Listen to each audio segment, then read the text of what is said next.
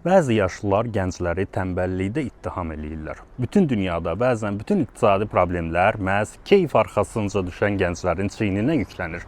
Reallıq tam tərsini deyir bu arada. API araşdırıb ki, ABŞ-də ortalama bir işçi 1979-cu ildəki həmkarına görə 92,4% daha produktivdir, amma buna müqabil onun saatlıq əmək haqqı cəmi 33,6% artıb. Texnologiya sayəsində bir dülgər əvvəlkindən 5 dəfə daha çox məhsul istehsal eləyir. Lakin bu artım dülgərin maaşına yox, kapitalın mənfəətinə gedir.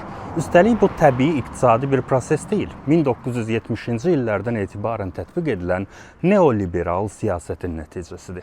Həmkarlar İttifaqının zəiflədilməsi, minimum əmək haqqının aşağı tutulması və varlılar üçün vergi güzəştləri. Bəs bizim arı kimi işləyib yaratdığımız iqtisadi dəyər hara gedib? Dəqiq odur ki, 80% əmək haqqı vərəqlərini deyil, iki istiqamətə yönəlib. Yüksək vəzifəli şəxslərin maaşları. Bura korporativ rəhbərlər və yüksək dərəcəli mütəxəssislərin gəlirləri daxildir. İkinci, kapital gəlirləri. Səhmdarlar və digər varlı sahiblər üçün mənfəətin artırılması. Azərbaycanda da bu işçi haqları fəalları məhz Həmkarlar İttifaqı yaratmaq istədikləri üçün hazırda həbsdədirlər. Biz iş yerində hər saatı maaşa işləmirik.